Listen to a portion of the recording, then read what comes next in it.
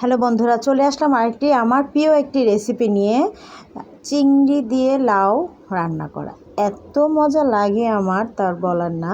আমার খুবই পছন্দনীয় একটি খাবার। দেখুন, এজন্য আমি একটি কচি লাউ নিয়ে এসেছি বাজার থেকে। খুবই কচি লাউটা, অনেক সুন্দর। এই লাউয়ের খোসাটা দিয়েও আমরা একটা রেসিপি বানাইতে পারি। এটা আমরা খাবার কিছু রান্না করে খেতে পারি।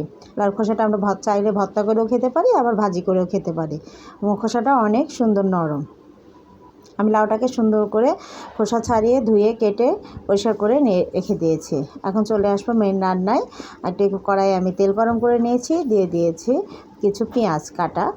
এখানে পেঁয়াজটা আমি সুন্দর করে ভেজে নিয়ে তারপর বাকি মশলাগুলো দিয়ে দিলাম।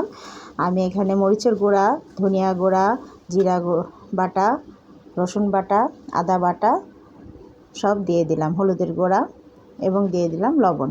দিয়ে আমি মশলাটা সামান্য পরিমাণ পানি দিয়ে কষিয়ে, সুন্দর করে কষিয়ে আমি এখন দিয়ে দেব চিংড়ি মাছ। চিংড়ি মাছগুলো আমি সুন্দর করে দিয়ে দিলাম। চিংড়ি মাছগুলো কিছুক্ষণ কষানোর পরে আমি এখানে দিয়ে দেব লাউ। আমি কেটে ধুয়ে পরিষ্কার করে রেখে দিয়েছি, লাউ কাটা দিয়ে দেবো। আমি লাউয়ে কোনো রকম অন্য কোনো সবজি ব্যবহার করি নাই, শুধু লাউই। আমার এত ভালো লাগে তা বলার না। কার কার লাউয়ের তরকারি পছন্দ, খেতে কমেন্টস করে জানাবেন।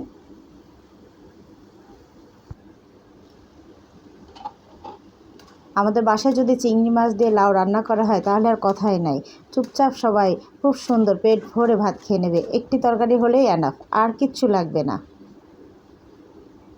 আমার কষানো হয়ে গেছে, আমি এখন সামান্য পরিমাণ লাউ দিয়ে দিলাম। অল্প সময়ে কষানো হয়ে যায়। মাশাআল্লাহ, অনেক সুন্দর হয়েছে রান্নাটা। দেখুন, আমি এখন লাস্টে কয়েকটি আস্ত কাঁচামরিচ দিয়ে দিলাম। 7-8টা আস্ত কাঁচামরিচ দেওয়ার পরে এখানে আমি ভাজা জিরা গুঁড়াটা দিয়ে দিব, দিয়ে আমি নামিয়ে ফেলবো। ভাজা জিরা গুঁড়া দিয়ে দিলাম, দিয়ে আমার হয়ে গেছে, ব্যাস নামিয়ে ফেলবো। ব্যাস, কি সুন্দর। সবাই আমার লাউয়ের তরকারি রান্নার ভিডিওটি যদি ভালো লাগে একটু লাইক, কমেন্টস এবং শেয়ার করে দিবেন।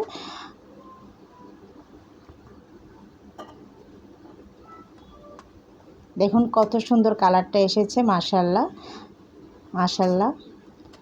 সবাই আমার সঙ্গে থাকবেন, ভালো থাকবেন, সুস্থ থাকবেন, এই কামনাই করি। আসসালামু আলাইকুম।